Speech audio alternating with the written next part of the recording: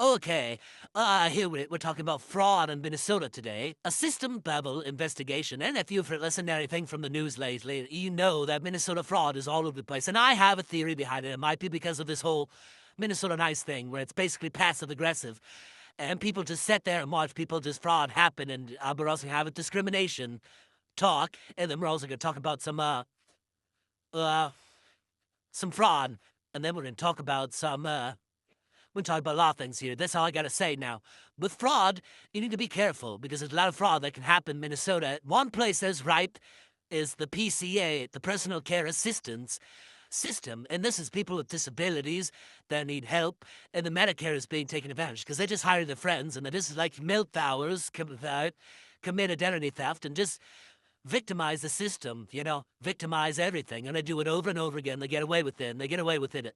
And people aren't stopping them because they don't know how to. And these are very manipulative people here. I need to track them down. I like the idea of paying, like the private citizen, 33% of any fraud that's detected. We need to stuff out the fraud. We need to get to the bottom of it. It's taken over.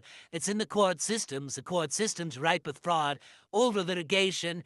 You have just areas where stuff can happen and people aren't looking the right way, and you got too many people looking the other way, then boom, fraud. You got it. And it's Medicare.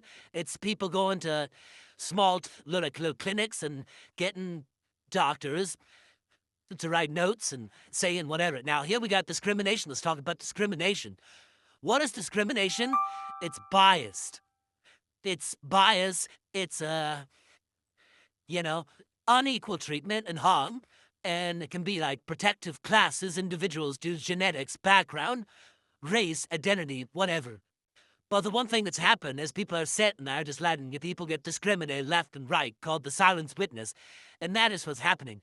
And I think that we need to have like a better system, like for civil complaints or something, that you can get subpoenaed. And if you sat there not doing anything and you just watch discrimination happen, you watch fraud happen, you watched exploitation happen, you participated in it pretending like you didn't know everything was fine and that person wasn't being exploited, you're going to get yourself exploited back and you're going to see your day in court.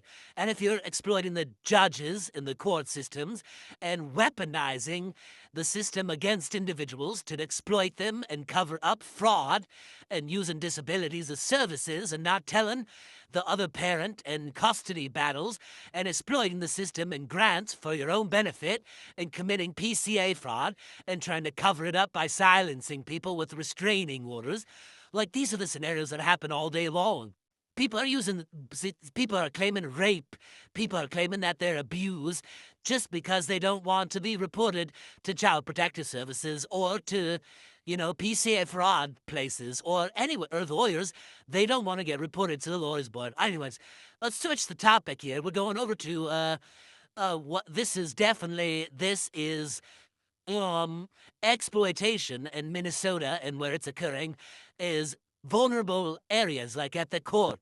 Services provided by the court that aren't regulated by the court itself, outside the court, external vendors per se. Like at the hospital, these were prime areas that we investigated, but there is transparency in the hospital because there's peer review for scientific publications. Doctors don't get away with anything ever if they sneeze the wrong way. But up in the courthouse, judges, boo boo, boo doo boo doo boo boo doo boo. Who's going to hold the judge accountable, and who's going to hold the lawyer accountable? The judge is not there. No, they protect themselves. This office is lawyer professional conduct board. If you call them, they tell the other lawyer right away they're going to complain on them. They tell it to the judge too. That like the whole thing's rigged against the average citizen, and it's not fair. And there's so many ways that the court system can be manipulated. The services it's rendered manipulated. They're using Venmo accounts. They're not using invoices. And then if you speak up, they charge extra hours. Like, it's just like a very horrible process that if you get sucked into, like, you're victimized, and the lawyers tell you the only way out of it is to stay silent and just keep getting victimized even though it's wrong and you're not crazy, and people are calling you crazy, and the judges do not stand up for you and write in public face rulings that I need to take my medicine when I never was off my medicine, and I don't deserve that type of discrimination and treatment publicly. That's humiliating. And this is the Minnesota courts and judge system, perhaps say you. This is exploitation at its finest. And people will like, if they're gonna take your kids away and trample your rights all day long and call you crazy, and you can't do anything about it.